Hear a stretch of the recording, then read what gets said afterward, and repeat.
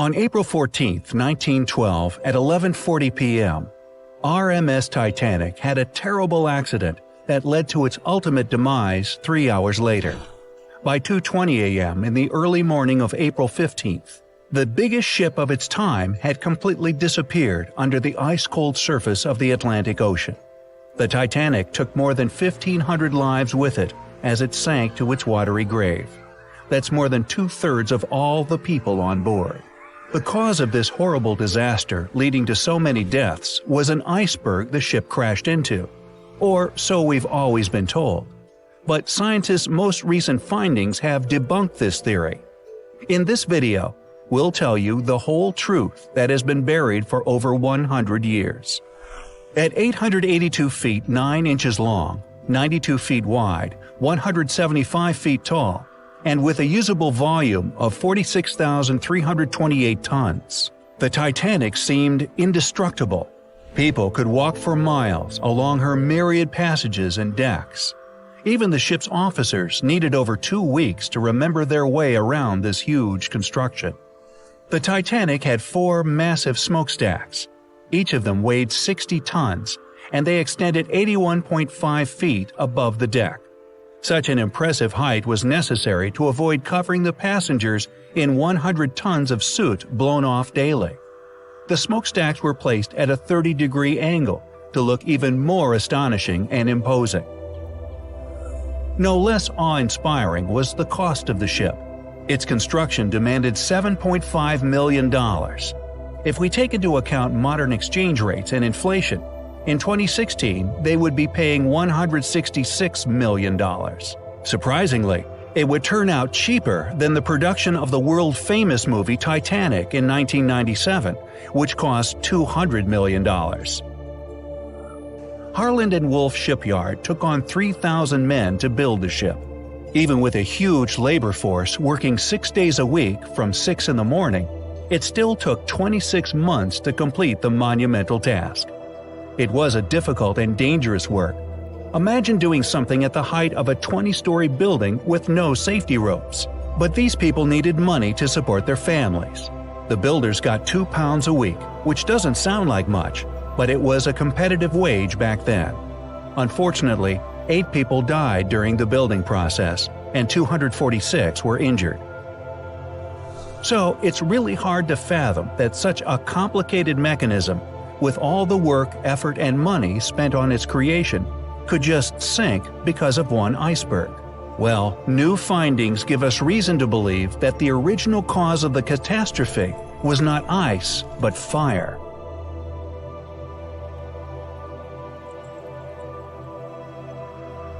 Journalist Sana Maloney has been studying the fate of the Titanic for more than 30 years.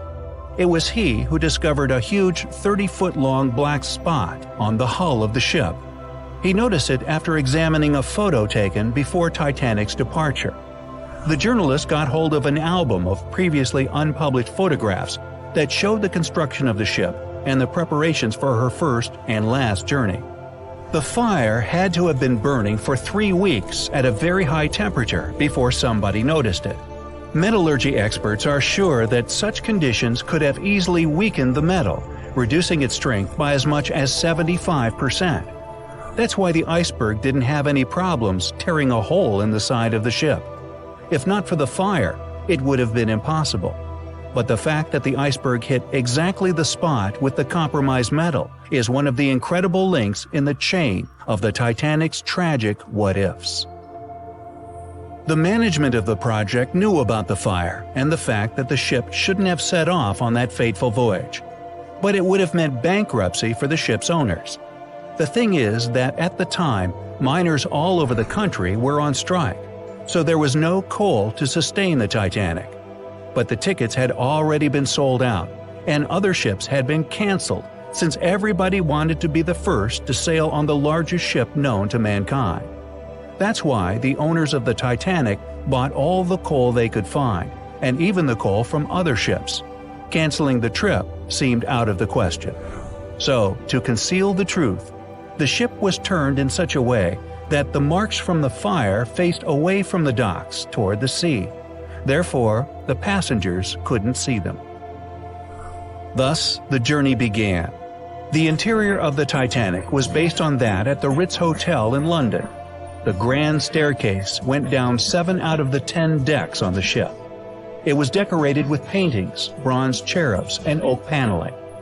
The facilities for the first-class passengers included a swimming pool with heated water, a Turkish bath, a gym, a squash court, and a beauty salon.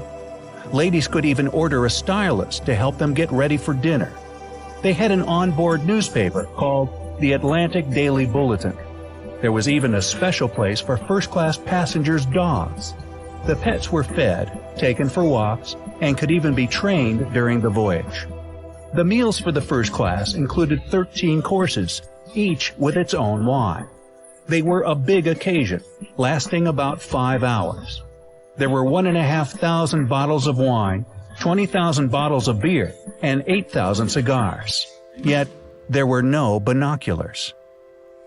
Why is this fact worth mentioning?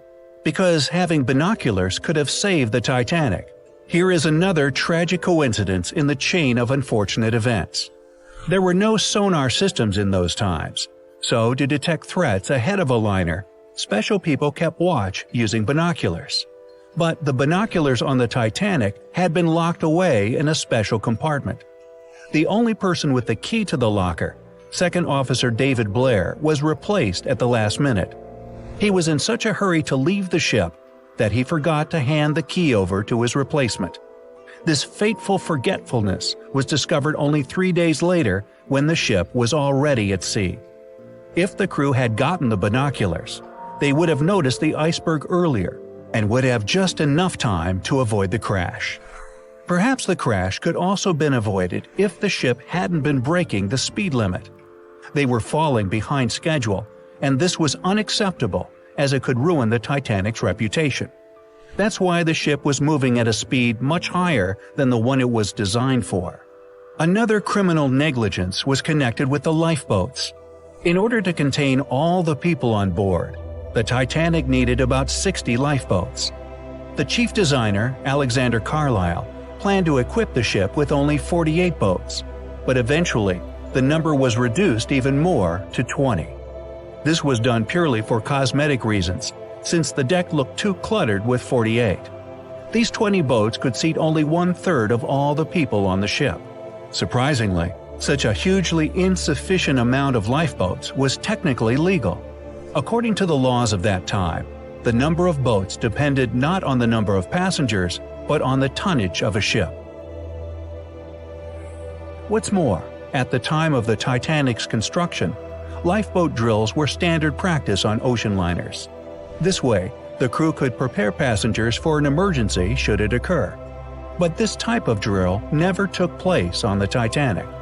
Captain Edward John Smith canceled the drill scheduled on the morning of the day the Titanic sank. Nobody knows the reasons for his decision, especially considering the fact that other ships had been passing on warnings about ice in the water in that vicinity. Perhaps this is why it took the crew over a half an hour to launch the lifeboats instead of the standard 10 minutes. Some people also blame Captain Smith for allowing the first batch of lifeboats to leave half empty. The first boat, with 65 seats, contained just 27 passengers. Why weren't they packed full?